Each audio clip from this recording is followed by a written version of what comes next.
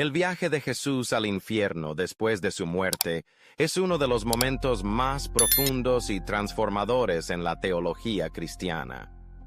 La idea de que, después de su muerte, descendió al reino de los muertos, a menudo se pasa por alto o se malinterpreta. Sin embargo, es una parte crucial de su misión para la salvación de la humanidad. Para entender verdaderamente la importancia de lo que Jesús hizo en el infierno, primero debemos explorar el concepto del infierno mismo y por qué Jesús necesitaba descender allí. El infierno, la misma palabra evoca miedo, confusión e incluso misterio. Para muchos, es un lugar de castigo eterno y sufrimiento sin fin.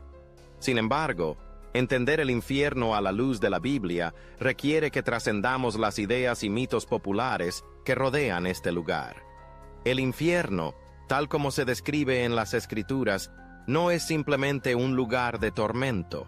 Es una compleja realidad espiritual con muchas capas, que solo podemos entender adecuadamente cuando comprendemos los términos utilizados en la Biblia para describirlo. El primer término que se encuentra en la Biblia para describir el mundo de los muertos es Sheol, en el Antiguo Testamento. Sheol no es un lugar de condenación eterna, sino un lugar donde todos los muertos esperan la resurrección y el juicio final. Según la Biblia, tanto los justos como los malvados fueron a Sheol, un estado temporal, no un lugar de sufrimiento eterno. En el Antiguo Testamento no había una clara distinción entre aquellos que esperaban la redención y aquellos que aguardaban la condenación final. En Génesis 37:35 vemos a Jacob lamentando la muerte de su hijo José. Descenderé enlutado a la sepultura junto a mi hijo en Sheol. Esto muestra que Sheol no era un lugar de tormento, sino simplemente el lugar donde las almas descansaban hasta que se cumplieran las promesas de Dios. A medida que hacemos la transición al Nuevo Testamento, encontramos un concepto más expandido con la introducción de Hades, la palabra griega que aparece en muchos pasajes. Hades, al igual que Sheol, se refiere al mundo de los muertos, pero con una distinción importante. Mientras que Sheol era un lugar común para todos los muertos, Hades comienza a mostrar una separación de destinos entre los justos y los malvados. Un claro ejemplo de esto se ve en la parábola de Jesús sobre el hombre rico y Lázaro en Lucas 16, 22, 23. En la historia, Lázaro, el mendigo, es llevado al seno de Abraham, mientras que el hombre rico, que vivió egoístamente y sin piedad, va a Hades, un lugar de tormento. Aquí, por primera vez, vemos que el destino de los muertos no es uniforme.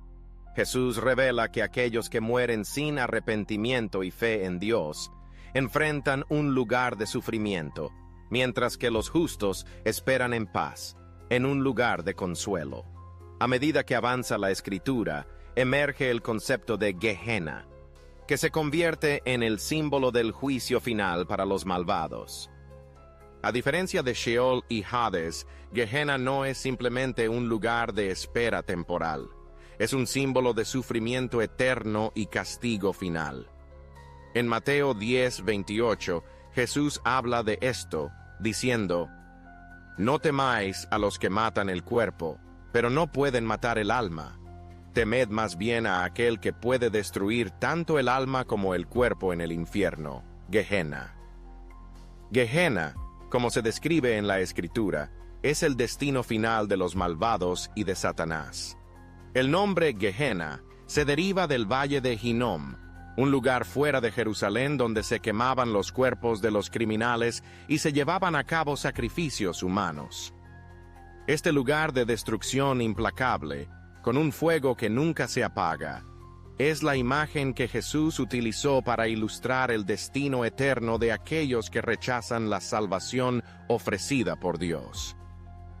Aún más aterrador que Sheol, Hades y Gehenna, la Biblia habla del lago de fuego, que se describe en Apocalipsis 20:15. Este lago es el destino final de Satanás y de todos aquellos que se oponen a Dios. Apocalipsis 20:14-15 declara: Y la muerte y el infierno fueron lanzados al lago de fuego. Esta es la segunda muerte. El lago de fuego no es un lugar de espera, es condenación eterna, sin posibilidad de escape, donde el castigo será sin fin. Ahora, si el infierno fue creado como un lugar de castigo para Satanás y sus ángeles caídos, ¿por qué Jesús necesitaría descender allí? Después de todo, Él era el Hijo de Dios, santo y sin pecado. La respuesta a esta pregunta es profunda y reveladora. La razón por la que Jesús descendió al infierno no fue para sufrir más. Su sacrificio ya estaba completo en la cruz. En cambio, descendió para declarar su victoria sobre el pecado y la muerte y para liberar a aquellos que habían muerto en fe. Muchas personas tienen una idea equivocada sobre el infierno, y una de las creencias más comunes es que el infierno es el reino de Satanás, donde él reina y ordena a los demonios atormentar a las almas perdidas. A menudo, vemos a Satanás representado como un monarca infernal, sentado en un trono de llamas, riendo mientras las almas gritan a su alrededor. Pero esta imagen es incorrecta. La Biblia nunca describe a Satanás como el rey del infierno. Por el contrario, el infierno es un lugar de castigo para él, no su dominio. Mateo 25:41 deja esto claro. Entonces también dirá a los de su izquierda: Apartaos de mí, malditos, al fuego eterno preparado para el diablo y sus ángeles. El infierno no fue hecho para ser la sede de Satanás. Es su lugar de castigo eterno. Otro mito común es que el infierno sería un lugar de diversión y libertad, donde los pecadores viven sin las reglas de Dios. Como a menudo escuchamos a alguien decir: preferiría estar en el infierno con mis amigos que en el cielo, aburrido. Pero esta idea no podría estar más lejos de la verdad. La Biblia describe el infierno como un lugar de sufrimiento, no de placer. En Mateo 8:12, Jesús dice: habrá llanto y crujir de dientes. El infierno no es un lugar de celebración, sino de tormento. No hay amigos, no hay risas, no hay compañía, solo aislamiento, dolor y arrepentimiento eterno. Además, muchas personas creen en un estado intermedio después de la muerte llamado purgatorio, donde las almas son purificadas antes de entrar al cielo. Sin embargo, la Biblia no apoya esta doctrina. En Hebreos 9:27 se afirma: está establecido para los hombres que mueran una sola vez, y después de esto el juicio. No hay segunda oportunidad después de la muerte. O estás en Cristo y recibes vida eterna, o estás separado de Él y enfrentas castigo eterno. Ahora, con estos mitos desmantelados, llegamos a la pregunta crucial: ¿qué hizo Jesús en el infierno? Muchos creen que cuando murió, Jesús inmediatamente fue al paraíso, especialmente porque le dijo al ladrón en la cruz: de cierto te digo que hoy estarás conmigo en el paraíso. Lucas 23:43. Pero, ¿significa esto que no descendió al infierno? La respuesta se encuentra en otros pasajes bíblicos que explican lo que sucedió en las horas después de su muerte. En 1 Pedro 3:18-20 encontramos una pista crucial.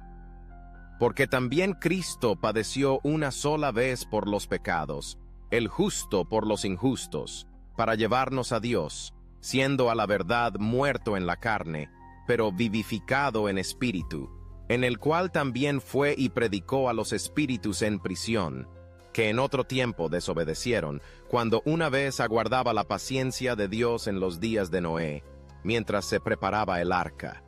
Este versículo revela que Jesús fue al infierno y predicó a los espíritus encarcelados. Pero, ¿Quiénes eran estos espíritus y por qué fue a ellos? Para entender esto, necesitamos recordar que antes de la muerte y resurrección de Jesús, nadie podía entrar en la presencia de Dios, ni siquiera los justos, como Abraham, Moisés y David. Todos esperaban en el Sheol, aguardando el cumplimiento de la promesa de salvación de Dios. Por lo tanto, cuando Jesús descendió al mundo de los muertos, no descendió para sufrir más. Su sacrificio en la cruz ya estaba completo. Descendió para proclamar su victoria sobre el pecado, la muerte y Satanás. Como dice Colosenses 2:15, Jesús despojó a los principados y a las potestades, y las exhibió públicamente, triunfando sobre ellas en la cruz. Descendió al infierno no para sufrir más, sino para declarar su supremacía sobre el mal y proclamar su victoria a aquellos que murieron en fe. ¿Qué significa esto para nosotros? ¿Cómo transforma este viaje de Jesús al infierno nuestra comprensión de su misión y nuestra eternidad? La resurrección de Jesús no fue solo un evento milagroso, fue una declaración de victoria absoluta sobre el infierno y la muerte. Todo lo que sucedió desde su descenso al mundo de los muertos culminó en este momento. La cruz fue donde se pagó el precio, pero la resurrección fue la prueba de que el pago fue aceptado. Jesús no solo derrotó a la muerte, tomó autoridad sobre ella. En Apocalipsis 1:17-18, Él dice: «No temas, yo soy el primero y el último. Yo soy el que vive y estuve muerto, y he aquí estoy vivo por los siglos de los siglos. Amén. Y tengo las llaves del Hades y de la muerte». La muerte ya no tiene poder sobre aquellos que están en Cristo.